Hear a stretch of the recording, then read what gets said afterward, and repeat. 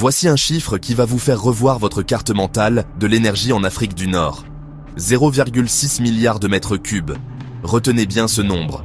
Il ne semble peut-être pas colossal à l'échelle mondiale, mais pour le Maroc, il représente un tournant stratégique, une déclaration d'indépendance énergétique qui se préparait depuis des années.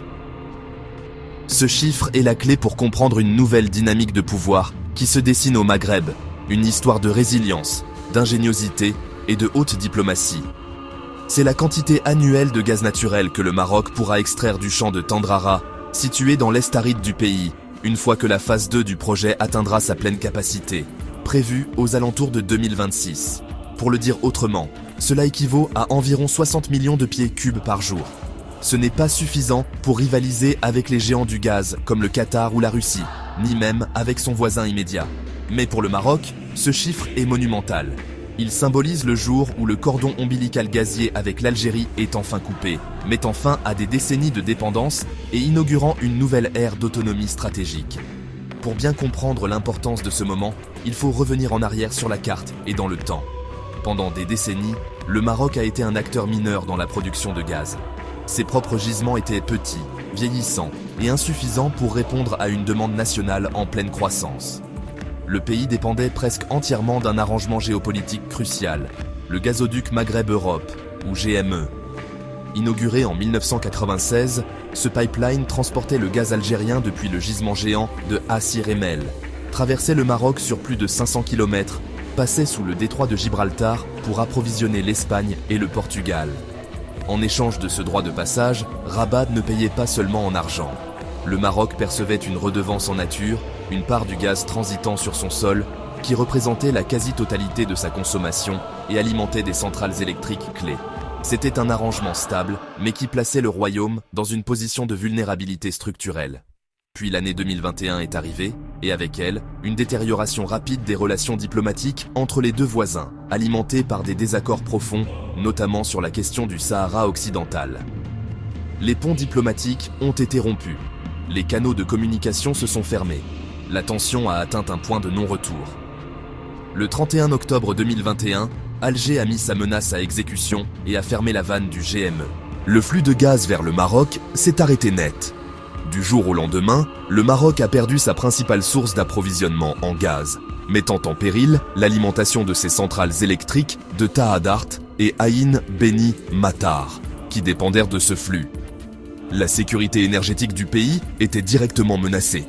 Face à cette crise, il fallait un plan B, et ce plan fut une démonstration d'ingéniosité logistique et diplomatique. Le Maroc a décidé d'inverser le flux du gazoduc. Littéralement. L'infrastructure qui avait pendant 25 ans acheminé le gaz du sud vers le nord allait désormais le transporter du nord vers le sud. Le nouveau schéma était le suivant. Le Maroc achèterait du gaz naturel liquéfié, GNL, sur le marché international. Ces cargaisons seraient délivrées dans les terminaux méthaniers espagnols. L'Espagne, après avoir regazéifié ce GNL, l'injecterait dans la section espagnole du gazoduc Maghreb-Europe, le poussant vers le sud pour qu'il traverse le détroit et alimente le réseau marocain. Un accord commercial et technique complexe, mais vital. Cette solution a fonctionné. Elle a permis de maintenir les lumières allumées, de redémarrer les centrales électriques et d'éviter une crise énergétique majeure. Mais à quel prix ? Le Maroc était désormais exposé à la volatilité des marchés mondiaux du GNL, dont les prix ont explosé en 2022. De plus, il fallait payer l'Espagne pour les services de regazéification et de transport. La solution était efficace, mais coûteuse et précaire. Elle ne pouvait être qu'une solution temporaire. La véritable solution se trouvait sous son propre sol. C'est ici qu'intervient Tendrara. Ce n'est pas une découverte récente. Des explorations ont eu lieu dans cette région depuis des décennies, mais les résultats étaient mitigés. C'est la société britannique Sound Energy qui, à partir de 2015, a relancé les forages et confirmé, grâce à de nouvelles techniques sismiques et d'évaluation, la présence d'un gisement commercialement viable. Le gaz de Tendrara est piégé dans des réservoirs de grès du Trias, une formation géologique connue des spécialistes sous le nom de Taji. La crise de 2021 a agi comme un catalyseur, transformant le développement de ce champ d'une opportunité commerciale à un impératif stratégique national. Le projet a été divisé en deux phases distinctes pour accélérer la mise en production. La phase 1, lancée rapidement, est une opération de GNL à petite échelle.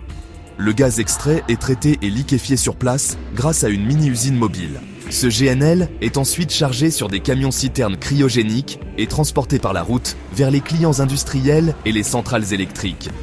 C'est une solution logistiquement complexe, plus coûteuse que le transport par pipeline, mais qui a l'avantage d'être rapide à mettre en œuvre. Cette première phase a servi de preuve de concept, démontrant la viabilité de la production et créant un premier flux de revenus. C'était une preuve de vie essentielle pour rassurer les investisseurs et le gouvernement. Mais le véritable changement d'échelle viendra avec la phase suivante. La phase 2 est le cœur du projet. Elle consiste en la construction d'un gazoduc de 120 km qui reliera directement le champ de Tendrara au gazoduc Maghreb-Europe existant. Fini les camions, place à un flux continu et à grand volume. Une fois ce raccordement achevé et les installations de traitement de gaz à pleine capacité, le site atteindra son plateau de production d'environ 0,6 milliards de mètres cubes par an.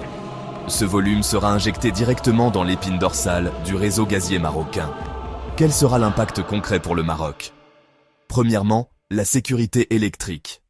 Ce gaz domestique sera suffisant pour couvrir les pics de demande critiques, notamment pendant les chaudes soirées d'été où la climatisation tourne à plein régime, réduisant ainsi le besoin d'importer de l'électricité ou du GNL coûteux. Deuxièmement, le développement industriel. La disponibilité d'une source de gaz stable et à un prix prévisible est un aimant pour les industries lourdes, comme la chimie, la céramique ou la métallurgie. Cela peut ancrer de nouvelles filières industrielles et créer des milliers d'emplois qualifiés. Bien sûr, Tendrara ne remplacera pas toutes les importations de gaz du jour au lendemain. Le Maroc continuera probablement à importer du GNL pour compléter son approvisionnement. Mais cela réduit considérablement sa vulnérabilité aux chocs externes. Le pays ne sera plus à la merci d'une seule source d'approvisionnement ou des caprices du marché spot. Il disposera d'un socle de production nationale qui lui donnera une marge de manœuvre. Maintenant, pour mettre les choses en perspective, comparons ce chiffre à celui de l'Algérie. Alger est un titan de l'énergie. Le pays produit plus de 100 milliards de mètres cubes de gaz par an, soit plus de 150 fois la production attendue de Tendrara. L'Algérie exporte des dizaines de milliards de mètres cubes via le gazoduc Medgaz vers l'Espagne et via le Transmed vers l'Italie, en plus d'importantes cargaisons de GNL vers l'Europe et l'Asie. Sur le plan des volumes, le Maroc est un petit poisson à côté de la baleine algérienne. Mais l'enjeu ici n'est pas l'échelle, c'est le levier. Il ne s'agit pas de produire plus que son voisin, mais de ne plus dépendre de lui. Et ce changement, même modeste en volume, a des répercussions géopolitiques majeures. Géopolitiquement, le développement de Tendrara fait bouger les lignes sur 3 échiquiers simultanément. Premièrement, pour l'Espagne.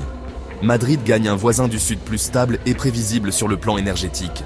La relation n'est plus assombrie par la menace d'une coupure de gaz transitant par le Maroc.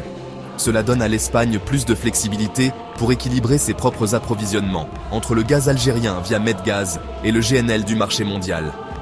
Deuxièmement, pour l'Europe. Dans un contexte de diversification loin du gaz russe, chaque nouvelle molécule non russe compte, même en petite quantité.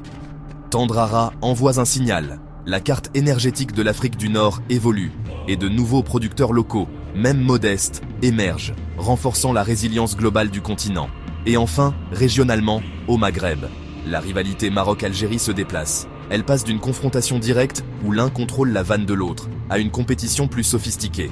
La nouvelle course portera sur qui construira les réseaux les plus intelligents, développera le plus de stockage, intégrera le mieux les énergies renouvelables et signera les accords transfrontaliers les plus astucieux.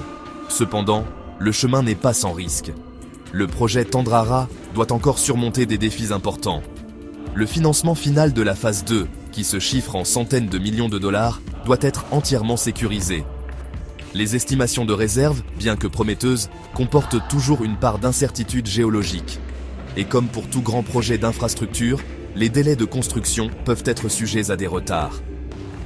Dézoomer sur la carte une dernière fois. Non, Tendrara ne fera pas du Maroc un géant de l'énergie. Le royaume ne deviendra pas un nouvel émirat gazier.